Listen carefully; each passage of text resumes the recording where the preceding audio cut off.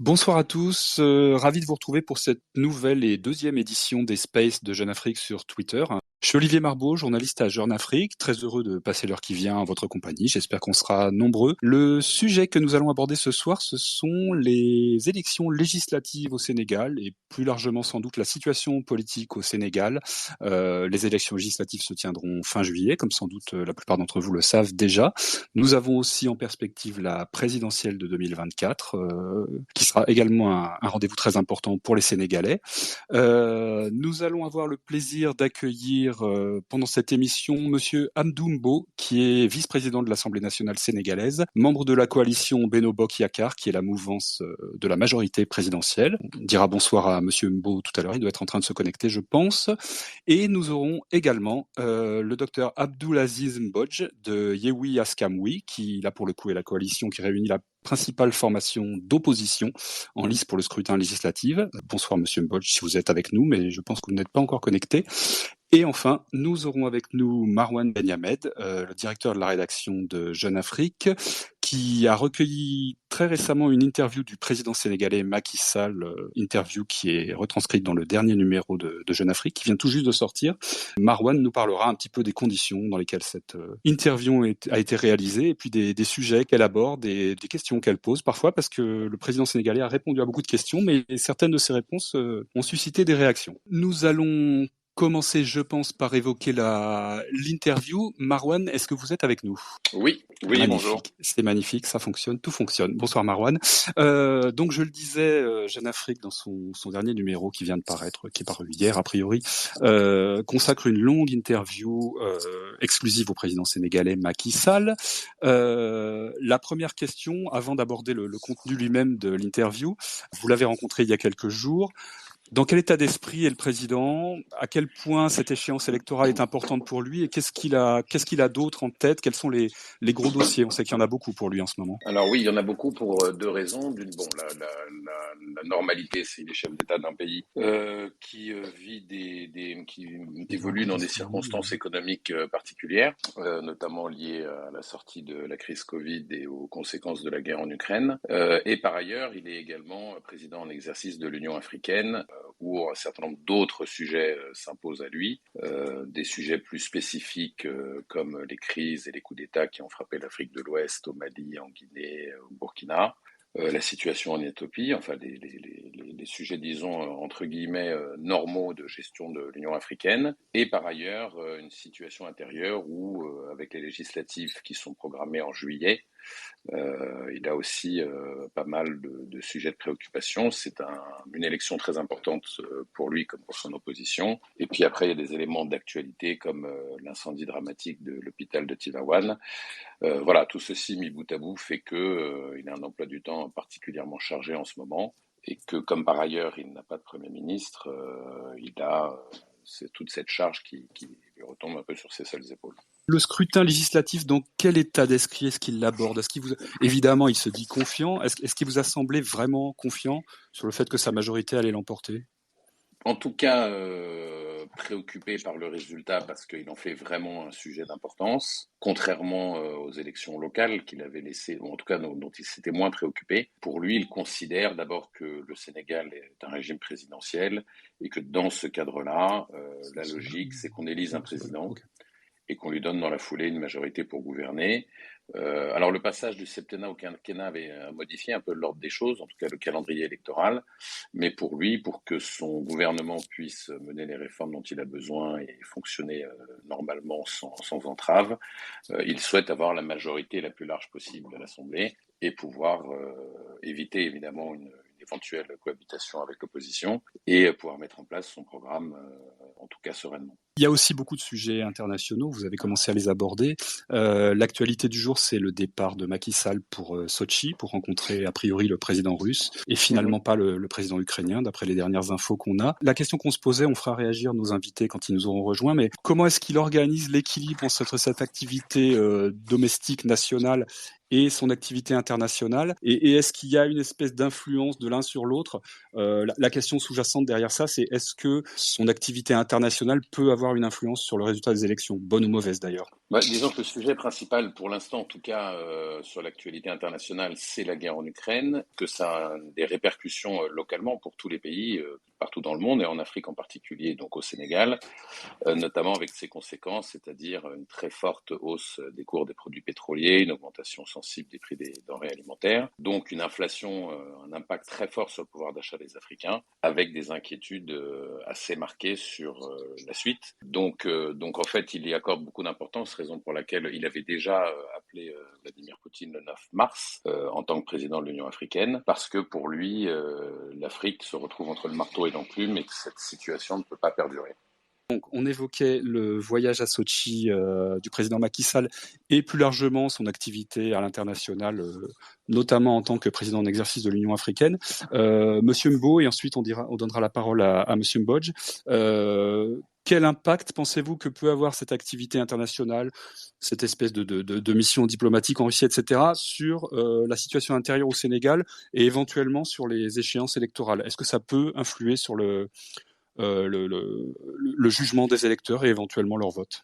Bon, merci beaucoup. Je voudrais d'abord saluer mes co-débatteurs, naturellement Marwan, Dr Abdelaziz et tous ceux qui nous suivent à travers Twitter.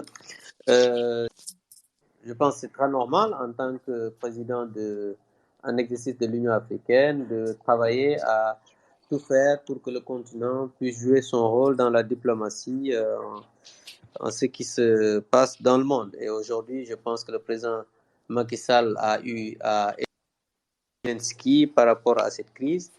Et il faut le dire, c'est une crise aujourd'hui qui est en train d'impacter toute l'économie mondiale, donc c'est normal. Et c'est vrai que l'Afrique est loin de cette guerre, mais l'impact est direct, surtout avec ce que nous recevons de la Russie et de l'Ukraine. Que tout ceci milite en faveur du continent africain, c'est-à-dire son président en exercice, d'aller échanger avec les différents présidents qui sont autour de cette guerre, c'est-à-dire la guerre ukrainienne, notamment le président Poutine et le président Zelensky. Maintenant, est-ce qu'il y aura un impact diplomatique? Naturellement, oui, parce que l'Afrique aussi a son mot à dire, doit jouer un rôle dans la diplomatie mondiale, parce qu'il faut le dire, on a un continent qui est riche, on a un continent aujourd'hui qui participe dans les échanges internationaux et un continent qui, de jour en jour, a son mot à dire dans ce qui se passe au monde. Donc c'est normal. Donc l'impact sera là parce que le président en exercice de l'Union africaine déjà a fait le déplacement qui est très symbolique et je pense que ça c'est très important. Ça c'est un déjà. Autre chose ici au niveau du Sénégal, nous ne pouvons pas ne pas dire que ça ne peut pas avoir de retombées parce que le Sénégal fait partie de l'Afrique. Et aujourd'hui, le monde est un village planétaire. Naturellement, le Sénégal, qui fait partie de l'Afrique, comment dirais-je, a aussi reçoit l'impact de la guerre en Ukraine. Donc, les Sénégalais ne peuvent pas ne pas apprécier ce geste que le président en exercice de l'Union africaine a fait, qui se trouve être quand même leur président. Donc, naturellement, les gens vont l'apprécier. Maintenant, par rapport aux élections, je pense que ça, c'est autre chose, parce que le président de la République a aussi son job de président en tant que chef de l'État, mais aussi, ici, au niveau du Sénégal, je pense que les élections, c'est autre chose. On est encore au processus et je pense que c'est après que les états-majors politiques vont travailler pour chacun en ce qui le concerne puisse aller pour convaincre les Sénégalais afin de pouvoir bénéficier d'une majorité au niveau de ces élections-là. Mais sinon, pour le reste, comme je vous l'ai dit, c'est un déplacement qui est normal, c'est un déplacement simplement que le président de la République, Macky Sall, est aujourd'hui un homme qui est écouté en Afrique et naturellement dans le monde. Et aujourd'hui, il a la charge de présider aux destinées de l'Union africaine jusqu'en février 2023. Donc, je pense que c'est un déplacement qui sera apprécié par tout le monde et nous pensons qu'il y aura des retombées positives par rapport à ce déplacement-là parce que nous savons que c'est quelqu'un qui a quand même les mots, qui aura peut-être les mots nécessaires pour pouvoir quand même participer à l'apaisement de ce conflit-là qui impacte, comme je l'ai dit encore une fois de plus, l'Afrique, bien qu'étant loin de ce conflit, mais les impacts économiques sont là et nous tous nous le ressentons.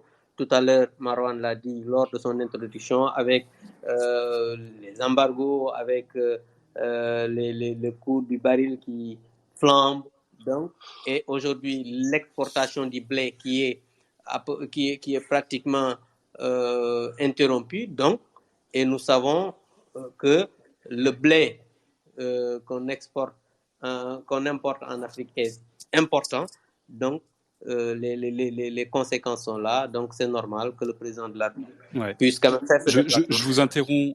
Excusez-moi, je vous interromps, Monsieur Mbo. On évoquera, je pense, la situation économique et ce genre de questions un petit peu plus tard. Je voulais donner la parole à Monsieur Bodge qui nous a reçus. Donc, Monsieur Bodge, je rappelle pour les auditeurs qui nous prendraient en cours que vous êtes représentant de l'une des coalitions d'opposition Yewi Askanwi. D'abord, bonsoir, merci d'être avec nous. Même question. Cette activité internationale du président Macky Sall, son voyage en Russie, etc. Quel regard est-ce que vous portez là-dessus? Et est-ce que vous pensez que ça peut avoir une influence quelconque sur la situation domestique, interne et éventuellement électorale au Sénégal? Merci beaucoup. Bonsoir tout le monde. Je salue donc tous ceux-là qui nous suivent donc, à partir de Twitter. Je vous remercie pour en tout cas l'invitation. Alors, ce voyage du président sénégalais, son Excellence Macky Sall, alors il faut le dire, qui a aujourd'hui les allures d'une mission internationale, d'une mission humanitaire internationale, est la preuve, alors en vérité, de l'échec de l'Union africaine. L'Union africaine, en l'instituant en 99, en tout cas, voilà, à Sirte, le texte c'est en 2000, mais à partir de 99, les objectifs étaient clairs, c'était justement de créer un certain nombre de souverainetés en Afrique, surtout la souveraineté alimentaire. Parce qu'au-delà de tout, qu'est-ce qu'on dit? On voudrait demander à Poutine, donc voilà, de cesser le feu pour que, alors donc, le ravitaillement africain, parce qu'en Afrique, on importe du blé, donc on dépend encore, il y a une dépendance forte, alors donc voilà, de ces deux régions, donc voilà, ça pose énormément de problèmes, et cela veut dire que les objectifs escomptés et qui étaient alors donc recherchés par l'Union africaine ne sont pas atteints. Il y a un échec de ce point de vue de l'organisation africaine. Alors, en changeant de fusil d'épaule, on a voulu justement être autonome, n'est-ce pas, pouvoir avoir un développement endogène et régler un certain nombre de choses à partir de l'Afrique. Et ça, il faut le dire clairement, il y a un échec, un continent comme ça, alors donc avec des jeunes et des terres arables, on ne peut pas alors donc nourrir nos populations. Et ça pose énormément de problèmes. Et c'est ce qu'il faut revoir. L'autre problème, c'est la confusion des rôles que je vois. Parce que aussi, le président Macky Sall est le président de la conférence des chefs d'État et de gouvernement de l'Union africaine. En vérité, les destinées de l'Union africaine sont tenues par le président de la Commission de l'Union africaine. Ça, c'est une confusion. Depuis qu'on l'a installé, ou bien qu'on l'a désigné, parce que souvent, on te désigne un an avant ton installation. Le président, on le désigne un an avant son installation. Mais c'est comme si, justement, et le mandat est d'une année. C'est comme si justement, alors donc voilà, le président sénégalais avait gagné quelque chose qui n'a jamais existé, mais diriger l'Union africaine, en vérité, n'est rien d'autre que coordonner la conférence des chefs d'État, alors donc les réunions des chefs d'État, mais la véritable coordination, les véritables chefs ouvrières de l'Union africaine, c'est la Commission, et c'est la Commission, et aujourd'hui dirigée par Moussa Faki. Évidemment, Moussa Faki est avec lui dans son voyage.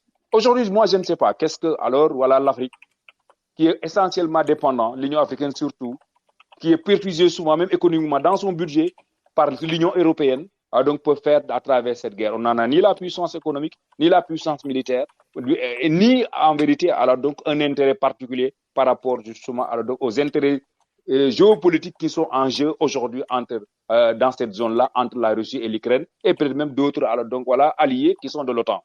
Je pense bien, bon, on souhaiterait qu'il y ait cessez-le-feu, on souhaiterait justement alors donc voilà qu'il y ait que le retour de la paix, on souhaiterait justement alors que les conséquences de cette guerre-là ne se reproduisent pas. Mais encore, ce qu'il faudra dire, et ça encore c'est l'échec au Sénégal de ce que l'on appelle le pape 2A, en vérité, parce que les objectifs aussi, il y avait la souveraineté alimentaire.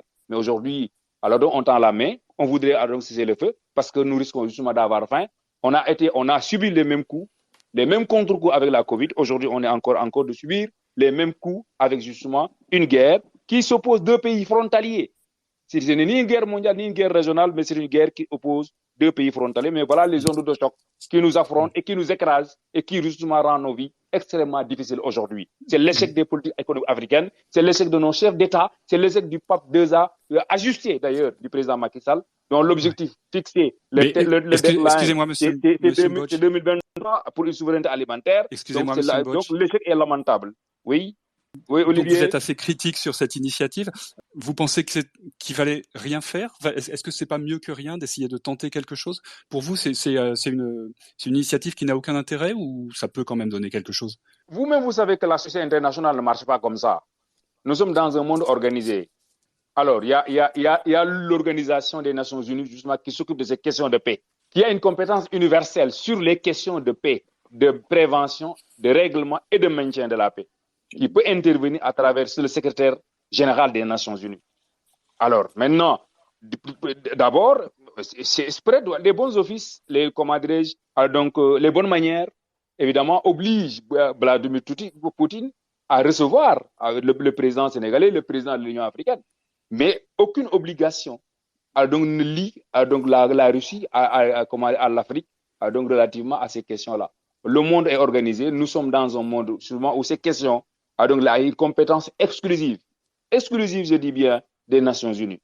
Donc les Nations Unies, c'est auto-Nations Unies. Maintenant, une initiative de paix pouvait venir de l'Union africaine et être inscrite à l'ordre du jour des Nations Unies, alors qu'on s'assimile déjà vers l'Assemblée générale ordinaire des Nations Unies. Et ça pouvait être une initiative pertinente. Mais donc, faire un déplacement, moi, c'est une opération de communication, mais encore, c'est une mission qui a les allures d'une mission humanitaire. Si je peux intervenir. Ok, c'est bien compris. Oui, Marwan, je vous en prie. On en avait parlé notamment au courant de l'interview. D'abord, il y a deux sujets. C'est assez peu probable que l'Union africaine ou qui que ce soit arrive à obtenir l'arrêt des hostilités entre la Russie et l'Ukraine, mais que tous les efforts pour y aboutir sont les bienvenus.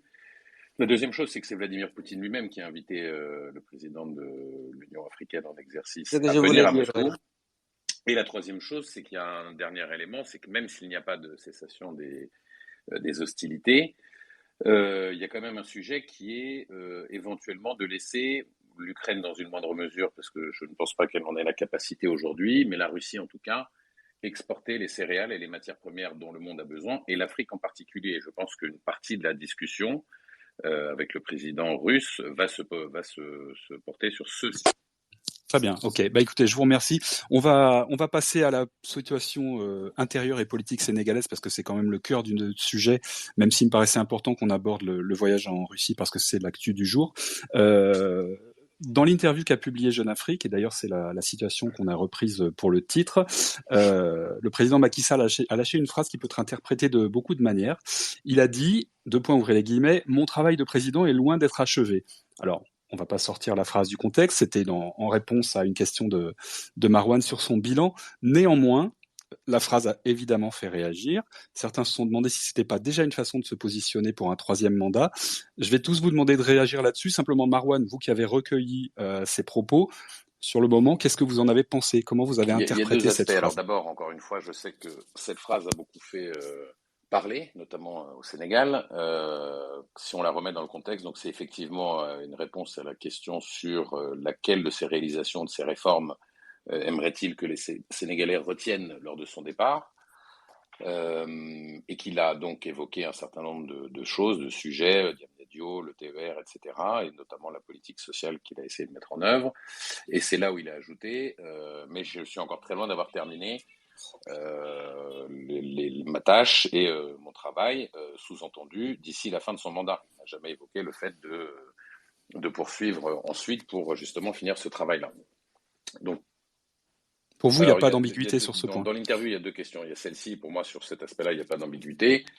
Et on lui a demandé également, par ailleurs, de s'exprimer sur le fait que les gens s'interrogeaient, même si lui n'a jamais rien dit sur ce sujet-là, sur la présidentielle de 2024 et le fait qu'il souhaiterait ou non, puisse ou non solliciter un troisième mandat. Sa réponse, elle est claire. Il ne veut pas en parler maintenant. D'une part parce qu'il n'a aucun intérêt à le faire. S'il le disait, ça susciterait tout de suite une polémique. Et quand il ne dit et accessoirement, et s'il dit qu'il part, son influence et en tout cas son ascendant sur sa majorité et sur la vie politique locale serait de toute façon amoindri. Donc, il ne souhaite pas se prononcer sur le sujet pour l'instant.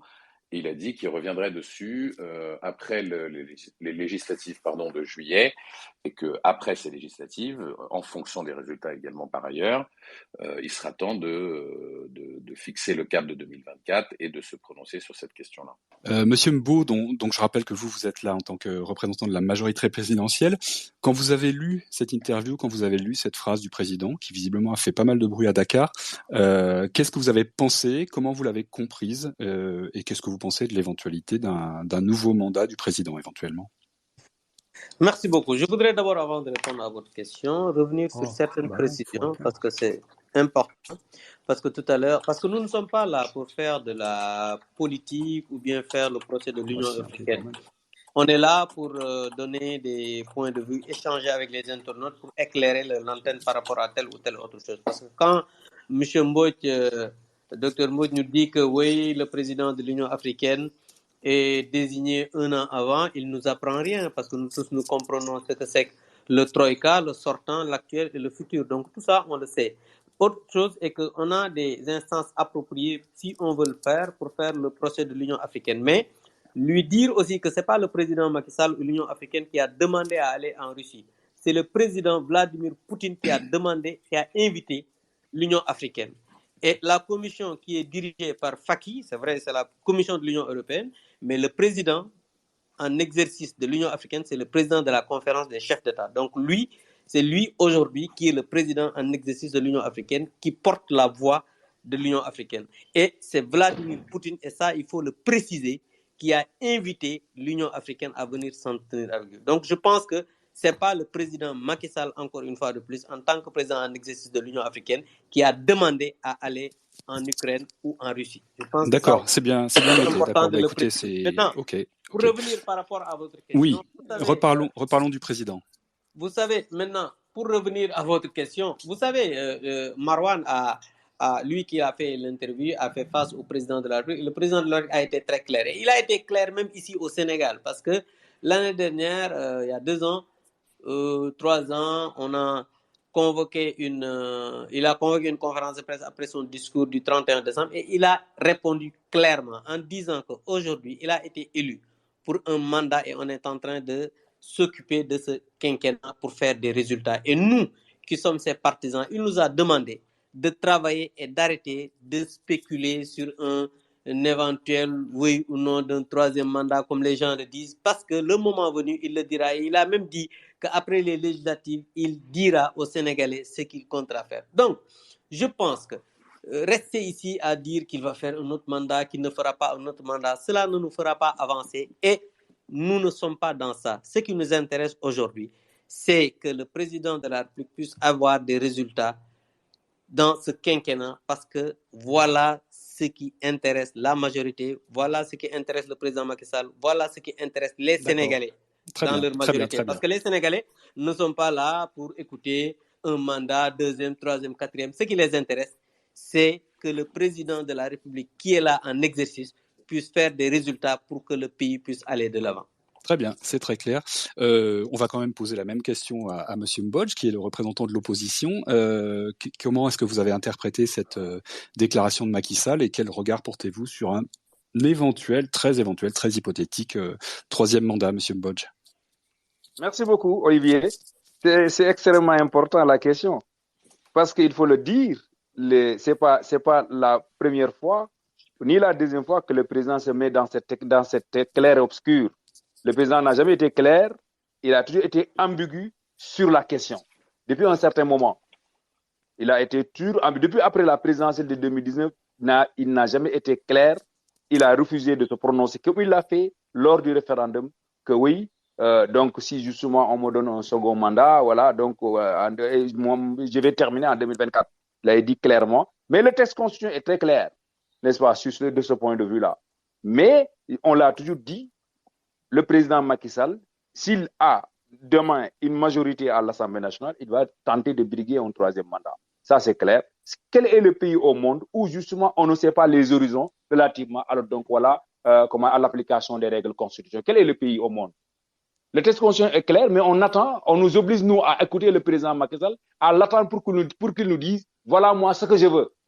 Ici, il ne savait pas, c'est des questions constitutionnelles, il ne savait pas de dire ce que je veux ou ce que je dois faire, mais il faudra se conformer à ce que la Constitution a prévu. Voilà ce que la Constitution a prévu. Nul ne peut faire plus de 2 mandats consécutifs. Le président Macky Sall est en train de faire son 2e mandat, justement consécutif, c'est fini pour lui. Donc, et pour cette question-là, il faut être justement donc très exigeant et très clair, parce qu'il ne faut pas dire, comme Abdoumbo semble le dire, que non, le peuple sénégalais, ça ne les intéresse pas. Absolument, ça nous intéresse, parce qu'on s'est battu contre le 3e mandat, justement, de Abdoulaye Wade. Et Macky Sall était là et il en a profité, justement, pour devenir président de la République. Et on veut nous vendre que les Sénégalais, ça ne les intéresse pas. Ça nous intéresse parce que ces relents de conservation du pouvoir nous renvoient justement à la mauvaise gouvernance, nous renvoient justement à la mauvaise gestion, nous renvoient justement à des détournements de deniers publics. C'est extrêmement lié, la limitation du nombre de mandats, à la bonne gestion. C'est la raison pour laquelle, justement, c'est une question qui intéresse les Sénégalais. Ce n'est pas aujourd'hui que le président Macky Sall, dans son dernier interview, qu'il n'a pas été clair, il n'a jamais été clair sur la question, et il est ambigu, et il va continuer à entretenir ce flou-là jusqu'à ce que, soit qu'il puisse, parce que ce qui l'intéresse, c'est qu'est-ce que le peuple pense, l'opinion. Et l'opinion, c'est à l'opinion sénégalaise de se déterminer et de lui dire que, monsieur le président Macky Sall, c'est fini, et c'est à partir des législatives là qu'il faudra justement donc se déterminer et lui dire justement, alors, monsieur le président, si vous tentez un 3e mandat, c'est peine perdue, vous ne l'aurez pas. Mais alors, sur cette histoire de cumul éventuel de mandats, etc., vous connaissez l'argument que certains vont vous opposer, c'est la Constitution a été révisée en 2016. On peut d'une certaine façon estimer que ça remet les compteurs à zéro, etc. Enfin, je pense que vous connaissez ça par cœur. Quel est votre point de vue là-dessus? Non, moi, je ne connais pas ça par cœur. Moi, j'ai écrit sur ces questions-là. Personne ne peut. Quelle est la Constitution aujourd'hui dans ce pays? Sauf qu'il soit un démagogue qui puisse nous dire que voilà, au Sénégal, on n'a pas une nouvelle Constitution. En 2016, on a fait une révision constitutionnelle. Et que le mandat du président de la République, le nombre était au cœur des débats. Cette question a été posée au cœur du référendum, au cœur des débats sur le référendum. Lorsqu'on a réécrit l'article, justement, ils ont dit, les constitutionnels, le président Ismaïla Madior, justement, même le président, justement, des proches du président, les Mimi Touré et autres, ils ont donné une interprétation, même Abdoumbo, ils ont donné une interprétation de la disposition qui était concernée, justement, par le vote donc, du référendum du 20 mars 2016. Ça, cette question-là, c'est une question évacuée, justement. Ne me faites pas dire ce que j'ai jamais dit, docteur. Je vais vous donner la parole, monsieur Mbo. On était là, cher ami, n'est-ce pas? Donc, je dis encore, aucune juridiction constitutionnelle, aucun juriste, aucun constitutionnel ne peut valablement, alors donc voilà, donner raison au président Macky Sall pour qu'il brigue un autre mandat. C'est pas possible. D'accord, c'est noté, c'est noté. On va juste donner la parole à monsieur Mbo, puisque vous l'avez évoqué, pour lui permettre de répondre, et après on va passer à un autre sujet. Donc, non, c'est juste dire à Dr Boy, ne me faites jamais dire ce que je n'ai pas dit. Il faut vraiment il faut dire ce que tu penses, dire vos opinions et ne pas me faire dire des choses que je n'ai pas dit. En tout cas, moi, j'ai été très clair et le président aussi l'a été.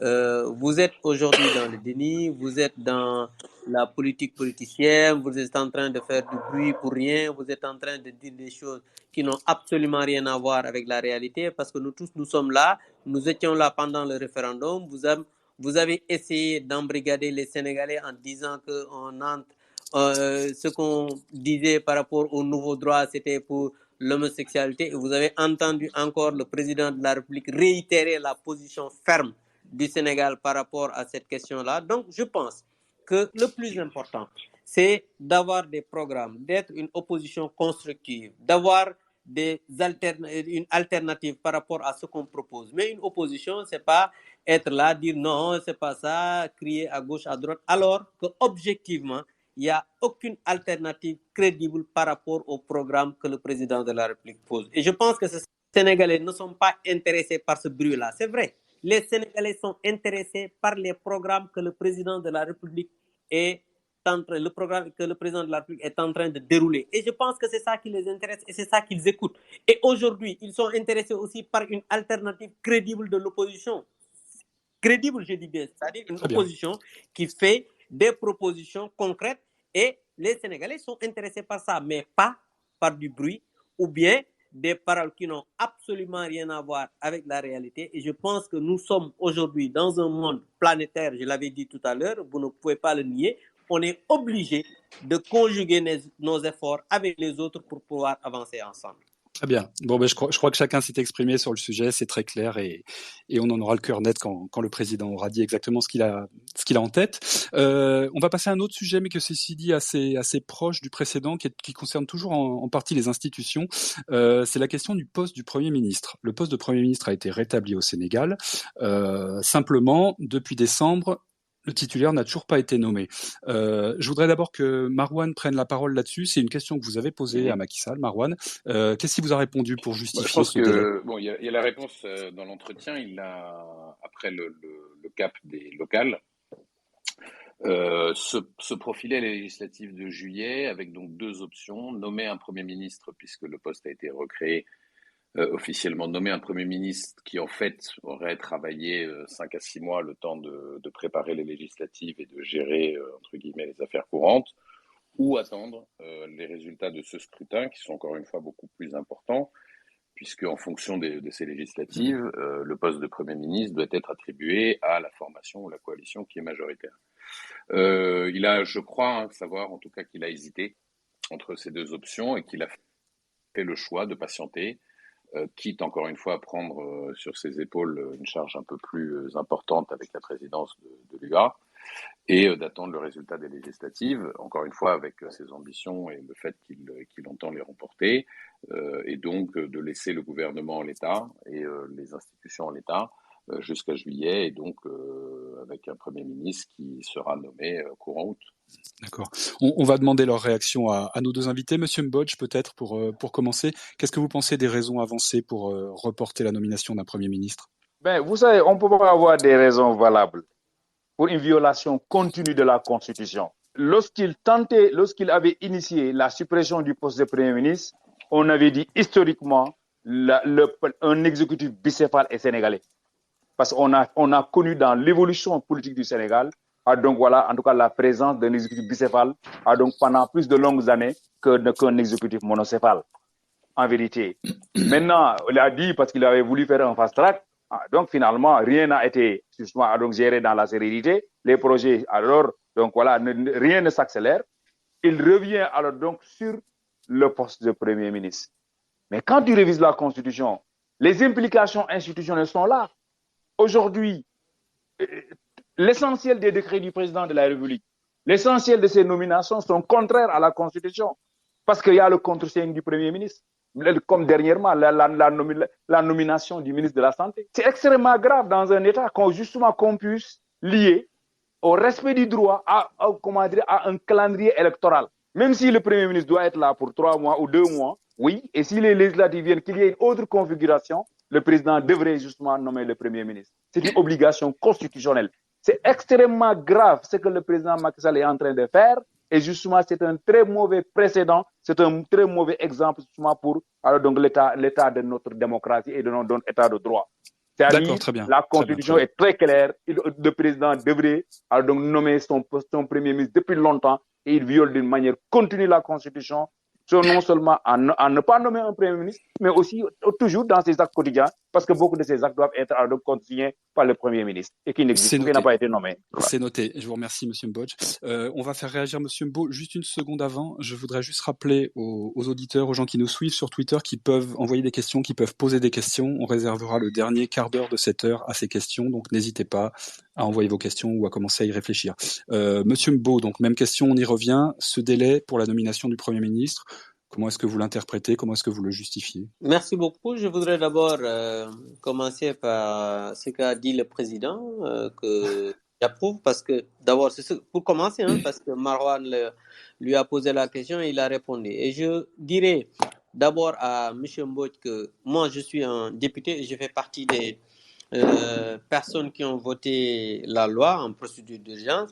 Et je voudrais qu'il me dise où le président a violé la Constitution. Parce qu'il y a des actes réglementaires, c'est vrai, pour que doit contresigner le Premier ministre, mais c'est bien sérieux par la Constitution. Je voudrais aussi qu'il le sache. Là, autre chose est qu'il m'a parlé de la nomination du Premier ministre. Désolé, Mais le Premier ministre ne devrait pas, parce que le gouvernement actuel, dans sa composition, le chef du gouvernement, c'est le président de la République. Le gouvernement actuel, je l'ai dit. Donc, je pense aujourd'hui, il faudrait que les gens s'expriment sur des questions qu'ils maîtrisent. Nous sommes au Sénégal, nous tous, nous avons appris la loi, nous connaissons la Constitution et nous votons les lois, mais tout le monde aussi essaie d'interpréter les lois à sa guise. Et je pense que ce n'est pas comme ça que ça fonctionne une république. Une république est régie par des lois et règlements. Il y a des actes réglementaires, effectivement, qu'il faut dire. Aujourd'hui, la Constitution a sérié les actes que doivent signer le Premier ministre, signé par le président de la République, contre-signé par le Premier ministre, c'est sérieux. La nomination du ministre de la Santé dernièrement, c'est le président de la République qui a pris un décret parce que dans l'actuel attelage gouvernemental, vu la nomination de ce gouvernement, c'est le président de la République qui est chef du gouvernement jusqu'à la nomination du Premier ministre, ce qui n'est pas encore advenu. Donc, je pense qu'il faudrait quand même que les gens puissent dire des choses qu'ils maîtrisent. Et le président de la République a jugé nécessaire d'attendre les législatives, pour nommer un Premier ministre, mais il n'y a rien dans la Constitution sénégalaise, il n'y a rien dans les lois et règlements du pays qui le contraint aujourd'hui à nommer un Premier ministre juste après la révision de la Constitution. Ça aussi, je pense que c'est important que les gens le disent, parce que souvent, j'entends des pseudo-juristes dire, voilà, ils violent la Constitution, ils ne respectent pas les lois, on a amené... parce que ça a été voté en procédure d'urgence. Il faudrait que les gens sachent qu'en procédure d'urgence, c'est quoi? C'est juste raccourcir les délais de réunion au niveau de l'Assemblée nationale. Parce qu'à l'Assemblée nationale, quand on amène un projet de loi, une proposition de loi, il y a des délais pour qu'on convoque la commission technique, ensuite la plénière. Maintenant, quand le président de la République, et ça c'est un article du règlement intérieur qui est une loi organique qui l'a dit, que le président de la République demande la procédure d'urgence, ça devient de droit. Ça, c'est une loi organique, c'est-à-dire le règlement intérieur de l'Assemblée nationale. Donc, les gens, ils se prononcent sur des choses qu'ils ne maîtrisent pas. Je suis désolé. Noté. C'est noté, M. Mbo. Je pense que les destinataires ont bien compris. À nommer un Premier ministre. C'est important de le dire. C'est noté, c'est noté. On y reviendra peut-être dans les questions de nos auditeurs. Il y a une question importante que je voulais aborder avec vous qui concerne le déroulement de ces élections. La liste Yehui Askamui a été rejetée par le ministère de l'Intérieur. Il y a un recours devant la Cour constitutionnelle. Je vais vous demander de réagir tous les deux. Monsieur Mbodj, puisque vous êtes le premier concerné, quelles sont les dernières infos? Qu'est-ce que vous en pensez? Et est-ce que vous envisagez une seconde que vos listes ne soient pas présentes lors de l'élection? D'abord, rétablir justement, alors, comment dire, une tendance même à l'insulte, alors donc d'un parlementaire qui n'est pas juriste, qui insulte un constitutionnaliste, qui nous dit que nous interprétons justement gratuitement la loi. Je dis le président est obligé, parce qu'il a promulgué la Constitution. On peut pas exister, au Sénégal, il ne peut pas exister deux constitutions. Il ne peut pas exister au Sénégal deux constitutions. Quelle est la raison? Quel est l'objectif? Il avait animé le président de la République pour initier une révision constitutionnelle en procédure d'urgence pour justement donc restaurer le poste de Premier ministre. Il le restaure, il promulgue la loi constitutionnelle et il ne pourvoit pas au poste. On entend ce que vous dites, M. Bodge. N'est-ce pas? On entend ce que vous dites, mais je pense qu'on... C'est extrêmement important. Parce que justement, c'est pas parce qu'on est parlementaire qu'on connaît tout. Nous connaissons la configuration du Parlement. Nous connaissons le profil justement de nos parlementaires. C'est extrêmement, alors donc, voilà, dangereux et alors donc, voilà, ridicule qu'on tente justement de dire aux gens que nous disons ce que nous ne savons pas. Il ne peut pas exister dans un pays. Il ne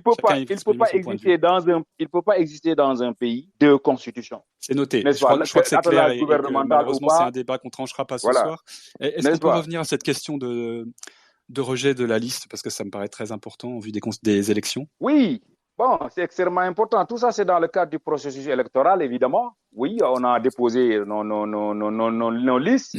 Et conformément au délai de publication des listes, oui, la liste de la liste nationale de la coalition Yehui Askanbi a été rejetée, n'est-ce pas, donc par le ministre chargé des élections. Alors, ma conviction et notre conviction, nous, c'est qu'il n'y a rien qui peut, du point de vue du droit, donc empêcher à la liste de Yehui Askanbi d'être rétablie. Premièrement, le ministre de l'Intérieur a abusé de son pouvoir. Il a outrepassé ses prérogatives parce que le ministre de l'Intérieur ne dispose aucun pouvoir pour invalider ou justement donc une liste. Il y avait un délai de régularisation. Dans ce délai de régularisation prévu par l'article 179, évidemment, il y a des notifications qui sont susceptibles d'être faites justement sur des décisions de rejet. Mais passé ce délai, on est à l'article 184 du Code électoral. Oui, le ministre de l'Intérieur doit afficher à l'État donc les listes qu'il a reçues. Parce que entre, la vérification des listes et la publication des listes, si justement le ministre de l'Intérieur constate qu'il y a alors des questions d'inéligibilité ou des questions justement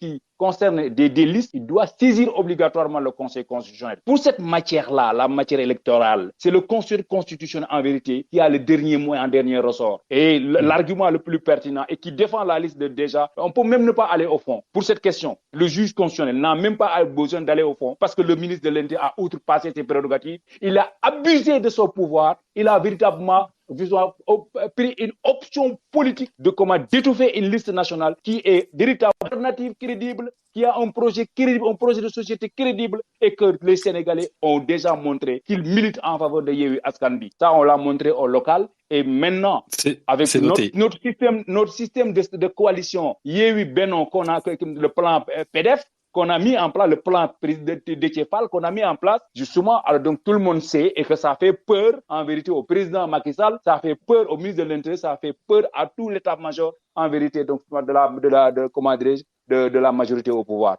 Parce que on va justement faire réagir, inéluctablement le 31 juillet, sur ce point. Le 31 juillet, la victoire de Askan Wi sera éclatante. C'est extrêmement, ça c'est clair. Monsieur Mbo, je pense que vous avez une autre analyse sur le camp qui sera victorieux, mais néanmoins, est-ce que c'est pas un problème que la liste qui semble réunir les principaux poids lourds de l'opposition ait un souci pour se présenter? Là, on va pas rentrer dans des débats juridico-juridiques, constitutionnels, c'est trop compliqué, mais est-ce que ça pose pas un problème quand même de principe? Vous savez, d'abord préciser juste une chose, docteur, moi je vous appelle docteur depuis tout à l'heure, donc je respecte votre rang. Donc quand tu dis on connaît le profil de nos parlementaires, oui, on connaît le profil. Vous êtes un juriste, un constitutionnaliste, mais moi je suis un législateur et je suis fier de l'être. Et ce que je dis, vous ne pouvez pas quand même l'enlever. Et comme je l'ai dit, il n'y a absolument rien, même si le président promulgue la loi, qui contraint au président de nommer aujourd'hui ou demain un premier ministre. Ça, je vous le dis et vous ne pourrez pas me le sortir. Mais vous avez dit tout à l'heure promulguer, je passe. Maintenant, pour avoir une opposition qui peut avoir une majorité, il faut d'abord être unis. Parce que vous avez même eu du mal à avoir quelqu'un qui vous représente parce qu'on ne sait pas qui parle, qui est qui et qui fait quoi. Après la publication de votre liste, on a entendu des leaders s'insulter, dire que c'est du copinage. Hier même, le maire de Thiès, de ma ville, a dit que vous êtes dans le copinage, c'est mesquin. Il y a les Cheikh Bamba Dièye et les Grassi qui sont sortis pour claquer la porte. Votre chargé de communication, Guirassy, a démissionné. On a insulté Khalifa Sall pour dire... Donc, je pense d'abord, être une alternative crédible, il faut que d'abord vous soyez ensemble, que vous parlez le même langage, que vous ayez un même projet commun, ce que vous n'avez pas. Donc, je pense que quand même, c'est même perdre du temps à épiloguer sur telle ou telle autre chose. Nous sommes des démocrates. Vous avez entendu, Marve, la fois dernière, quand le Conseil constitutionnel a donné une décision en leur faveur, vous avez dit, ils ont applaudi. Et je pense que quelques jours encore, on entendra le Conseil constitutionnel. Si c'est une autre décision, je ne le dis pas, ils vont encore insulter parce que c'est comme ça qu'ils fonctionnent. Ils ne sont pas objectifs, ils sont des gens qui vaguent au gré de leurs intérêts et nous l'avons vu lors des investitures parce que je pense que des leaders qui sont ensemble, qui ont un projet, même s'il y a des investitures, ils doivent être calmes, sereins, comme au niveau de Benno où on a une plus large majorité, mais quand les listes sont sorties, vous avez entendu que les gens sont mus par l'intérêt du pays, par l'intérêt général pour que le Sénégal puisse aller de l'avant. Donc je pense quand même que je ne perdrai pas le temps à épiloguer sur cette opposition qui est aujourd'hui ce qu'elle est. Nous tous, nous l'avons vu. Et comme je vous l'ai dit, nous sommes, nous, des démocrates, nous sommes des républicains. Tout ce que la justice dira, nous serons derrière parce que vous avez entendu quand la justice a rétabli en disant qu'ils ont donné une décision, nous avons dit nous prenons acte parce que nous sommes des républicains et nous avons foi à notre justice. Donc voilà un peu ce que je peux dire par rapport à ça. Bon, écoutez, c'est parfait, je vous remercie beaucoup. Je vais vous poser une dernière question et puis après on essaiera de donner la parole à nos auditeurs qui apparemment sont assez nombreux à avoir des questions à vous poser.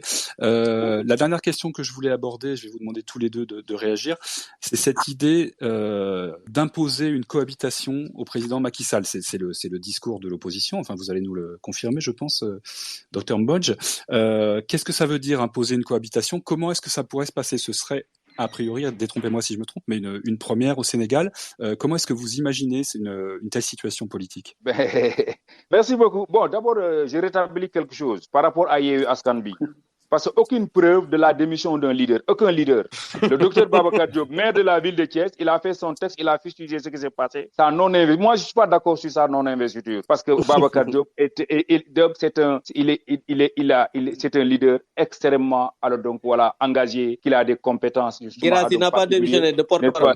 Non, s'il vous plaît. Moi, je fais pas de la commission communication. Guirassy a été le président de la commission. Il a dit, je démissionne de la commission, n'est-ce pas? Mais aucun leader n'a démissionné de la coalition. Excusez-moi, on va pas. Je pense que c'est des détails qui sont pas forcément les points les plus intéressants pour nos auditeurs. Est-ce que vous voulez pas plutôt nous parler de l'hypothèse d'une cohabitation, qu'on ait le temps de prendre des questions après? Je pense que c'est plus intéressant pour tout le monde. Non, Olivier, c'est lui-même qui il va pas hypoléguer sur notre coalition, alors qu'il raconte justement des histoires sur notre coalition. Non, j'entends bien, mais je pense que chacun se fera une opinion. L'histoire de la cohabitation, c'est vraiment... Maintenant, vous savez, la démocratie, c'est des conquêtes. Le Sénégal, justement, a fait beaucoup de progrès, mais il recule, justement, le temps de Macky Sall. Et pour ça, et maintenant, pour faire un bond en avant, il faut alors donc obliger le président à vivre une cohabitation et à l'obliger à co-construire les politiques publiques, n'est-ce pas? Donc, on nous dit, oui, le Sénégal ne l'a jamais vécu. Bon, on tente justement d'intimider l'opinion parce qu'ils considèrent que non, le président ne va pas travailler. Sur quelle base? Si justement, on va dire comme l'avait dit Mitterrand, rien que la Constitution et toute la Constitution. Parce que oui, la cohabitation nous permettra, au lieu d'avoir une majorité mécanique qui vote tout, mais une majorité une assemblée où les gens vont co-construire les textes. Il y a énormément de textes de loi qui sont votés à l'Assemblée nationale, qui n'ont aucun sens, qui n'ont aucune portée, qui justement même, alors donc, sont véritablement des coups, alors donc, voilà, contre la démocratie sénégalaise. C'est la loi sur le parrainage, etc. C'est la réforme du code électoral qui a éliminé les Karim Wade et Khalifa Sall. Tout ça, en vérité, on utilise on instrumentalise le Parlement pour tenter de conserver le pouvoir. C'est ce qu'il faut. D'abord, maintenant, encore ces législatives, l'enjeu de ces législatives et les nécessités de la cohabitation, c'est pour freiner les allures du président Macky Sall à aller justement de tenter de conserver le pouvoir, de rester durablement au pouvoir. Le président Macky ne rêve même pas de se présenter à 2000, mais il rêve encore de rester là. On parle de 2035. Il veut encore rester là. C'est vrai que si on le laisse passer, il faut là le barrage. Alors donc, il faut constituer un barrage démocratique. C'est le 31 juillet. Et là, il faudra. Et ça, nous sommes convaincus qu'on va y parvenir avec le plan PDF. Où justement, on a fait une union sacrée avec la coalition Walou. Où justement, parce que le président Macky a fait exprès de mettre en compétition 112 députés, 112 sièges au niveau des départements. Et 53 seulement sur la liste nationale. Et puisqu'ils sont dans cette logique. C'est cette logique-là, c'est cette stratégie de l'opposition qui les perturbe d'ailleurs. Nous, on est venu les rejoindre dans leur logique. On les retrouve dans les départements, justement, pour se battre avec les gagner. Moi, je suis tête de liste départementale à Kaolack, n'est-ce pas? Et on va les battre. Et nous sommes avec Walou sur la liste départementale de Kaolack. On va les battre dans beaucoup de départements et on va faire la majorité. On va donner une majorité à l'opposition. C'est très clair, je vous remercie. On va essayer de prendre quelques questions de nos auditeurs, puisqu'apparemment il y en a beaucoup qui se manifestent. Je n'ai pas encore réagi sur cette question, hein. C'est lui seul qui a réagi. on va essayer de prendre une question rapidement, mais ça ne vous empêchera pas de réagir. Il faut qu'on s'équilibre. Je n'ai pas réagi sur cette question, c'est lui qui a réagi seulement. Alors allez-y, mais ensuite on prend une question des auditeurs, ce serait bien. Rapidement, voilà, donc, s'il vous plaît. Merci beaucoup. C'était juste pour dire, parce qu'il a parlé de cohabitation et je reviens sur ce que j'avais dit tout à l'heure. D'abord, pour que quelqu'un puisse imposer une cohabitation à un président de la République, il faut avoir quand même une coalition qui parle le même langage. Je l'ai dit tout à l'heure, lui-même, il a essayé d'expliquer en disant que oui, Babacar a dit que non, c'est du copinage. L'autre a démissionné de la commission de communication. C'est important. Ça, ce ne sont pas des détails, mais c'est important parce qu'il faut que ceux qui nous écoutent savent que le Sénégal a une opposition qui se dit qu'il va imposer une cohabitation alors que les leaders ne parlent pas le même langage. Après les investitures, aujourd'hui, on a une coalition avec 1000 têtes parce que chacun fait une conférence de presse pour jeter l'opprobre sur l'autre. Donc ça, c'est un. Deuxièmement, nous allons aller vers des élections. Et nous tous, nous savons que, et eux, ils le savent, ce qu'ils disent entre eux et Walou, c'est une escroquerie politique. Parce que chacun va voter pour sa coalition. Il n'y a pas de bulletin. Ce sera un seul bulletin. Donc, chacun dans sa localité va voter pour sa liste. Donc, on ne peut pas être à Kaolack, voter pour Walou et voter pour l'autre. C'est une escroquerie politique et je pense que ça, les gens ne l'ont pas compris parce qu'il y a un seul bulletin. Il n'y a pas deux bulletins comme les élections locales où on vote pour les locales et ensuite pour le département. C'est un seul bulletin et on va voter une seule fois. Donc aujourd'hui, eux-mêmes, ils sont en train de faire un yo-yo entre eux et je pense que les gens ont très bien compris. En tout cas, nous sommes sereins, nous ne sommes pas des gens qui vont dire que voilà, on va gagner, mais nous savons ce que nous représentons et eux, ils savent ce qu'ils représentent. C'est pourquoi aujourd'hui, ils commencent à crier sur tous les poids en disant que voilà, ils sont en train de créer des conditions de gagner les élections. Mais le 31 juillet, nous tous, on saura, ils parlent de cohabitation. Il faut d'abord une cohabitation entre eux au lieu de chercher une cohabitation au président qui n'aura jamais lieu. Monsieur Mbodj, peut-être très rapidement je vous en prie, très rapidement, pour rebondir là-dessus. Est-ce que la ligne directrice de l'opposition, c'est tout sauf Macky Sall, et est-ce que au-delà de ça, il y a une homogénéité, il y a une entente effectivement? Qu'est-ce que vous pouvez répondre à ces critiques-là? Bon, vous savez, ce qui se passe dans Askanbi, c'est une certaine vitalité démocratique. Nous savons tous dans Beno, il y a tellement de mécontents, il y a tellement justement de frustrés à la suite des investitures. Nous savons, n'est-ce pas? Il y a des messages déjà alors donc envoyés. Mais les gens, voilà, ils ne parlent pas parce que aussi, s'il y a une tête, il y a l'organisation est verticale parce qu'il y a un président de la République qui tient, alors donc voilà, donc comment dirais-je, la caisse et qui tient peut-être même le décret. C'est simplement ça. Mais le silence là est bruissant, c'est un silence éloquent et nous savons que justement il y a une frustration généralisée dans les rangs en vérité de la majorité au pouvoir. Ça c'est une réalité. Maintenant, ce qu'il faut rétablir par rapport au PDF, il considère que c'est une escroquerie. Non, il ne s'agit pas de ça. Il n'a pas compris. C'est-à-dire que nous, à Dakar, Walou n'a pas de liste à Dakar, la liste départementale. C'est-à-dire que voilà ce qu'on a fait. Quand tu vas dans un département, on dit, voilà, ici, on va investir la coalition Walou. Dans le département de Kaolack, il y a que Yehu Askanbi qui est investi. Il y a une liste départementale. Walou n'a pas une liste départementale. Et la liste est partagée par un investi de Yehu, un investi de Walou. Ça, Abdoumbo ne peut pas comprendre ça, n'est-ce pas? On ne peut pas nous dire, non, nous savons tous la technique électorale, n'est-ce pas? Donc, on vote une fois et ça compte double,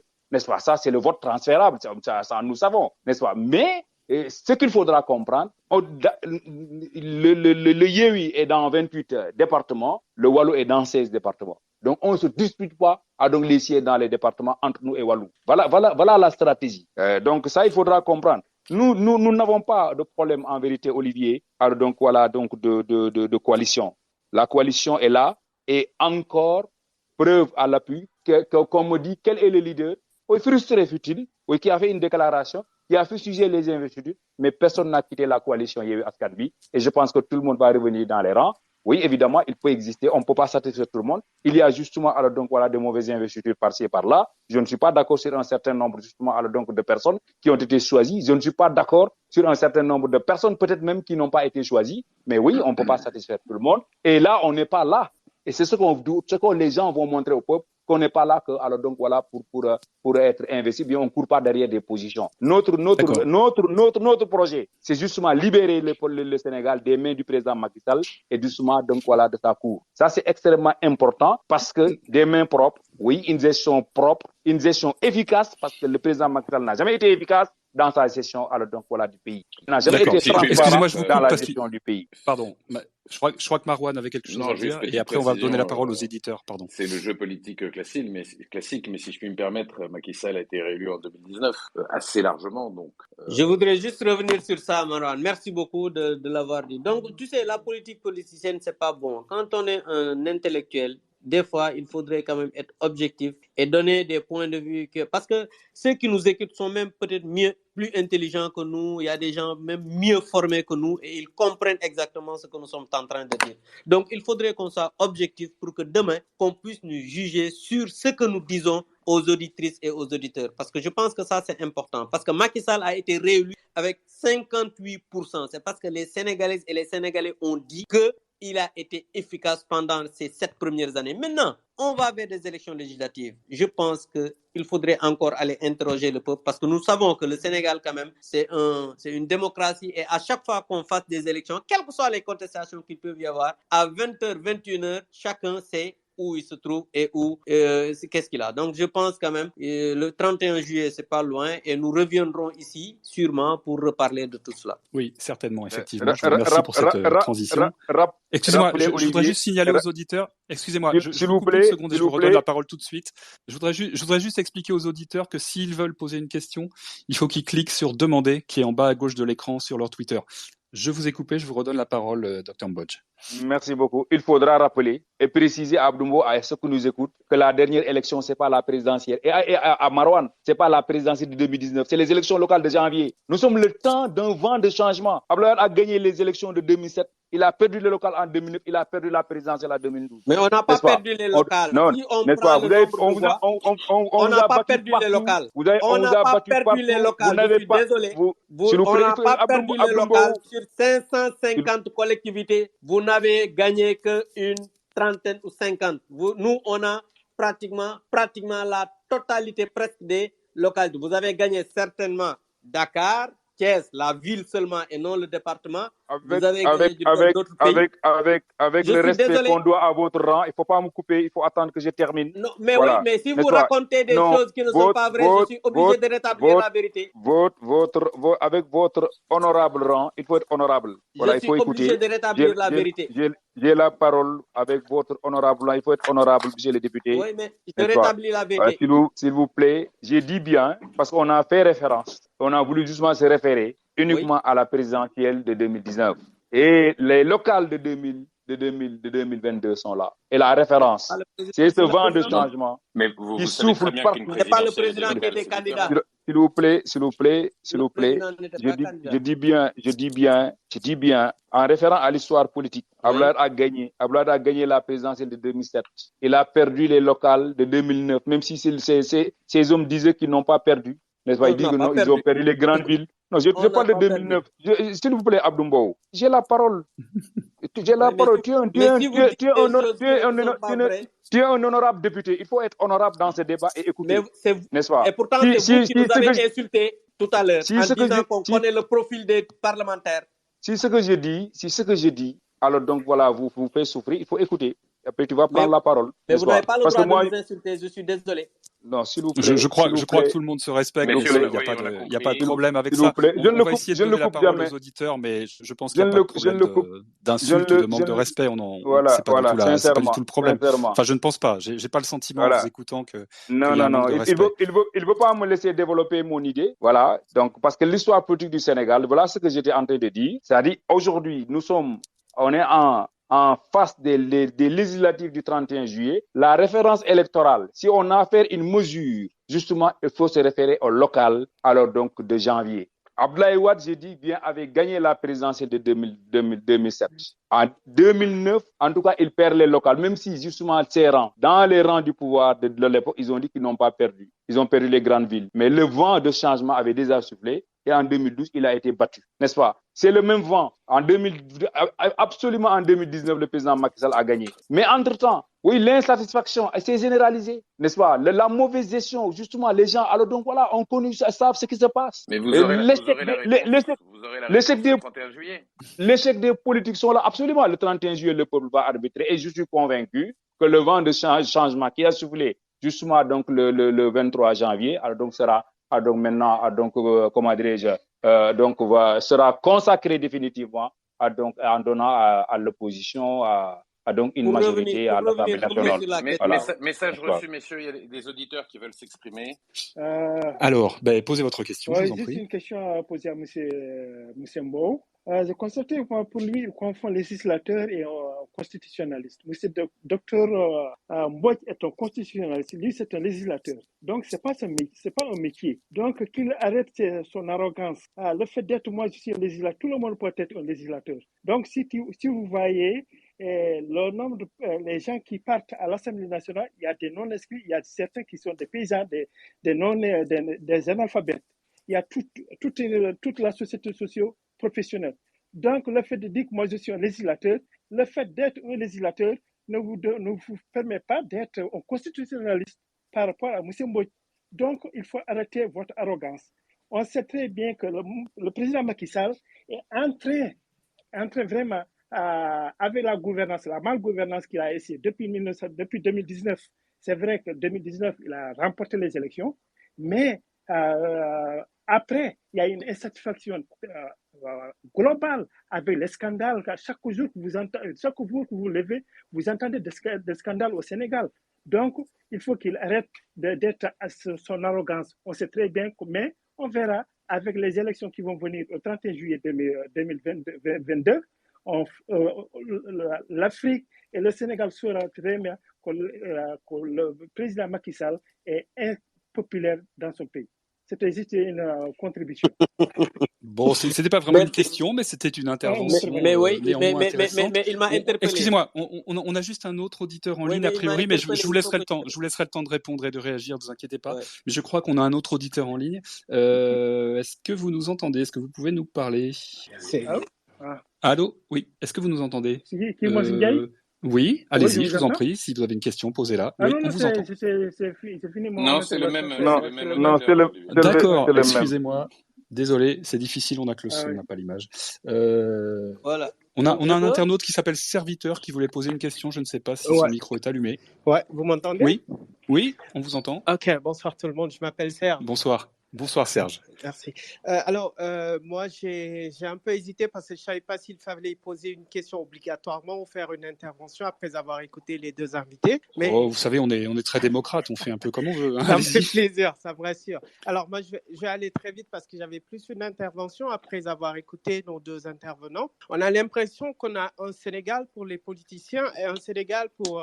on va dire les Sénégalais lambda, quoi. C'est-à-dire, ils sont seuls à pouvoir interpréter les textes, ils sont seuls à avoir été à l'école, ils sont seuls à savoir de quoi on parle. Et nous autres populations, on est carrément à l'écart. Et pourquoi je le dis? Écoutez, on n'a qu'une seule constitution dans ce pays-là. Et M. Mbow le dit, lui, il est législateur, l'autre est constitutionnaliste. Mais je ne sais pas comment il se débrouille entre politiques à toujours vouloir nous faire croire que les textes disent ceci en fonction de ce qui les arrange et du bord où l'on est. Et moi, excusez-moi, vous vous retrouvez dans les propositions d'aucun de nos deux invités, Serge?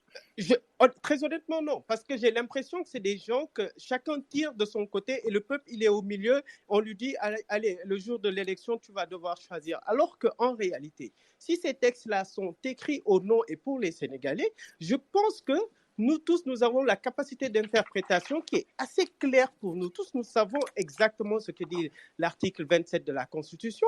Quand on lit les articles du Code électoral, nous avons la capacité de les comprendre, mais nous voyons en fait pourquoi aujourd'hui les différents pouvoirs dans ce pays-là, chacun, ne sont simplement plus des pouvoirs, mais plus des instruments qui sont inféodés à l'exécutif. Et ça, c'est très dommage. C'est ça, en fait, qui est en train de causer notre retard institutionnel.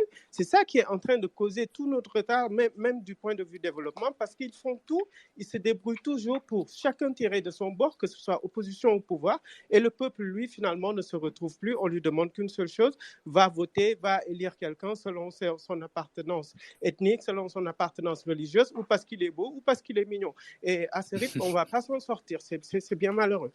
On va donner la parole à nos invités pour qu'ils vous répondent là-dessus. Simplement, je vous écoute. Qu'est-ce que vous allez faire le fin juillet? Vous allez voter? Vous allez vous abstenir? Qui ça, moi? Oui. Figurez-vous qu'on est à bientôt un mois de ces élections-là. Moi, j'attends juste qu'on me propose un contrat législatif qui va me permettre de pouvoir choisir pour quel bord voter. Et jusque-là, ce n'est pas gagné. On est dans des débats de positionnement ou de validation et d'invalidation de liste, ce qui est très dommage. Bon, Monsieur Mbow, Monsieur Mbodj, en gros, vous êtes accusés d'être des politiciens hors sol qui ne connaissent pas la vraie vie des Sénégalais. Comment est-ce que vous réagissez à ça? Qu'est-ce que vous répondez? Bon, merci beaucoup. Moi, je respecte son point de vue, mais c'est son point de vue. Moi, je pense que c'est un point de vue comme des millions de points de vue de Sénégalais. Je l'ai écouté, je respecte cela. Moi, je voudrais juste réagir par rapport à l'autre, parce que quand il a parlé, on sait bien de quel bord il se trouve, parce qu'il a dit que la mauvaise gouvernance, il nous a insulté, il nous a traité de tous les noms en disant que arrêtez d'être arrogant. Bon, tu sais, je le respecte, je le connais même pas, donc, mais il m'a dit que oui, arrêtez d'être arrogant. Alors que oui, il dit que être législateur ne veut pas dire que je serai constitutionnaliste. Encore une fois, s'il m'écoute. Mais non, on a déjà eu ce débat, vous l'avez eu avec Monsieur Mbodj. Oui, mais j'ai dit, non, mais Mbo. attends, mais j'ai dit, Mais mais ce que dit Serge est intéressant. Oui, mais Marwan, c'est important ce que je dis parce que le gars, il dit que, oui, moi, j'ai jamais dit que j'étais un constitutionnaliste. Ça aussi, il faut que ça soit clair. Moi, j'ai dit que je suis un législateur parce qu'un député, c'est un législateur. Ça aussi, il faut qu'il le comprenne. Mais c'est Sûrement, pas un il ne le métier, comprend pas, mais c'est une fonction. Non, mais je suis désolé. Présentement, c'est mon métier. C'est un Parce métier. que, attends, écoutez-moi. Présentement, c'est mon métier parce que moi, je suis journaliste, mais j'ai pas le droit d'exercer. On connaît votre profil. Non, attends, on connaît écoutez-moi. votre profil de cartoucheur à Non, l'université. On connaît votre profil. écoutez-moi, Vous avez fait. On écoutez-moi, connaît votre profil de écoutez-moi bien. cartoucheur à l'université. On va laisser Monsieur Mbo développer son Est-ce que argument et quelqu'un pourrait après tout de répondre suite à tout le monde Serge? pourra parler. Vous savez, moi je pense que quand même, dans ce pays, il faut que les gens se respectent, ok? Moi personnellement, je dis que je suis journaliste et j'ai pas le droit d'exercer parce que je suis un législateur, je suis député, parce que la Constitution me l'interdit. Donc présentement, c'est mon métier. Et ça, il faut que les gens le comprennent. Donc ça, c'est autre chose. Maintenant, moi je pense que par rapport à ce que Serge a dit, vous savez, Maran, aujourd'hui, je dis que je respecte ce que Serge a dit, mais moi, je ne suis pas d'accord avec lui parce qu'il a dit que les textes sont clairs, c'est vrai, les textes sont très clairs, et comme je l'ai dit tout à l'heure, mais malheureusement, souvent, on dit qu'on est de tel ou tel autre côté. Si la justice dit que je suis d'accord, comme dernièrement, quand le Conseil constitutionnel a rendu son verdict en faveur de l'opposition, vous avez vu qu'ils ont applaudi. Demain, s'ils rendent un autre verdict, ils vont l'insulter en disant qu'ils sont là que pour le président Macky Sall. Donc je pense qu'il faudrait que les politiques puissent respecter les Sénégalaises et les Sénégalais. Et ça, je suis totalement d'accord avec Serge dans cette analyse et ne pas avoir une interprétation sélective des lois et règlements. Parce que nous tous, nous comprenons le français. Nous avons, même si nous ne sommes pas des juristes, nous comprenons ce que disent les lois. D'accord, je crois qu'on a, c'est important. On a bien fait le tour de ce débat en compétence ou en incompétence constitutionnelle. On le tranchera pas ce soir. Monsieur Mbodj, peut-être sur, oui. Excusez-moi, Monsieur Mbodj, sur cette question des listes, qu'elles soient de majorité ou d'opposition, qui ne reflètent pas les aspirations des Sénégalais, qui n'offrent pas ce qu'ils attendent. Qu'est-ce que vous avez envie de répondre aux auditeurs, vous? Moi, je crois que c'est un faux discours, c'est une fausse intervention. Voilà, parce que moi, je ne pense pas. Moi, je répète tous les peuples de tous bords, qu'ils soient du pouvoir comme de l'opposition. Parce que c'est un engagement extrêmement difficile, l'engagement politique. Maintenant, on peut avoir des divergences dans les options ou bien même dans les méthodes de gestion du pays. Mais dire que non, voilà, le pouvoir tire de son côté, que l'opposition tire de son côté et que le peuple est au milieu, ça, c'est pas vrai, n'est-ce pas? En vérité, nous sommes du peuple. On ne peut pas nous sortir du peuple et nous représentons le peuple. Nous sommes des élus. Moi, je suis élu chez moi, je suis maire de ma commune, n'est-ce pas? Abdou Mbow est député. Il faut que les gens arrêtent là. Parce que même tous ces gens, énormément de gens, d'autres organisations qui des fois critiquent les politiques, ils finissent par créer des listes et venir justement à donc s'engager en politique, s'engager pour briguer soit des municipalités, s'engager soit pour être député ou bien faire des candidatures indépendantes. Non, c'est un faux discours. L'engagement politique est là. Justement, si on n'est pas satisfait de ce que les gens font, on se choisit de s'engager en politique. Nous, c'est ce qu'on a fait. On pouvait être dans les universités, enseigner et rentrer chez nous. Donc, je pense que c'est un discours qui ne reflète pas la réalité. Je ne suis pas d'accord avec ce type de discours-là. Si je peux me permettre, il faut quand même écouter un citoyen. Excusez-moi, je crois que Marwan voudrait prendre la parole. Il n'a pas parlé beaucoup, on va le laisser. S'il vous plaît. Non, Serge peut interroger. Moi, ce que je dis, il a dit. Ce qui n'est pas valable au Sénégal. S'il vous plaît, Marwan, c'est-à-dire, il dit que c'est pas gagné d'avance. Ça, c'est son droit. Voilà, c'est un citoyen. Il attend les offres. Il dit qu'il ne se sent pas représenté, qu'il ne trouve pas l'offre politique qui l'intéresserait. Oui, parce que le débat se porte sur des joutes politiciennes et non pas sur le fond de ce qu'il attend, lui, dans les changements, dans sa vie quotidienne, dans la gestion de sa ville. Tous les jours, et dans notre débat d'aujourd'hui, on a énormément posé des questions de fond. C'est-à-dire que moi, ce que je ne veux pas, et ça, je le défends toujours, et ça, justement, c'est la raison de respecter tous les engagés en politique, oui, qui ne choisissent pas justement d'être au milieu et dire que eux, c'est le peuple. Et nous, les autres politiques, nous ne sommes pas du peuple, n'est-ce pas? Nous sommes le peuple parce que c'est le peuple qui nous a investis et on parle avec le peuple, n'est-ce pas? Ça, je pense que c'est justement, c'est un discours qui ne porte pas. Moi, ça me convainc pas, n'est-ce pas? C'est extrêmement important. L'autre question, alors, parce que c'est vrai, moi, j'ai pas voulu revenir sur ça. Quand Abdoumbo nous dit je suis législateur, parce qu'il ne comprend pas ce que ça veut dire législateur. C'est comme justement que le président Macky Sall dit que je suis constituant, n'est-ce pas? Le fait d'être constituant ou être législateur, là, être le constituant, c'est un ensemble de pouvoirs et de compétences et de procédures. Et c'est valable aussi pour le législateur. Le législateur, c'est un tout, c'est les règles de procédure, les règles de compétences, et justement, alors donc voilà, comment dire, justement les hommes qui mettent ça. Mais une seule personne, un seul député, ne peut pas dire que non, je suis législateur. Non, c'est pas, non. Moi, j'ai pas voulu revenir sur ces questions-là. C'est parce qu'il ne comprend pas évidemment son statut de député. Et ça, c'est malheureusement. Et je crois qu'il y a raison de faire un partenariat avec les universités pour faire alors donc des renforcements de capacités pour certains députés pour qu'ils comprennent un certain nombre de choses. Je crois que c'est un sujet qu'on aura bien couvert. Je pense que si tu as besoin d'étudiants, il faut aller le chercher ailleurs, pas chez moi. Bon, je crois que c'est un sujet qu'on a bien couvert. C'était intéressant. Excusez-moi, on a débordé le temps qu'on s'était donné, donc on va rendre l'antenne. Je vous remercie beaucoup. Marouane Benyamed, nos intervenants depuis Dakar, le Dr Mbodj et Monsieur Mbo. Je pense que c'était un débat intéressant malgré tout, même si parfois c'était un peu vif. Je pense qu'il y avait du respect, qu'il y a des arguments qui ont été échangés. Merci aux auditeurs. Désolé à ceux qui n'ont pas pu poser leurs questions. C'est un format un peu innovant, c'est pas forcément évident. Et puis on vous retrouve très vite pour un autre space sur Twitter, sur un sujet dont on vous donnera le thème quand on l'aura. Merci beaucoup, bonne soirée. Merci beaucoup, au revoir. Merci. Merci, au revoir. Merci, Merci, au revoir.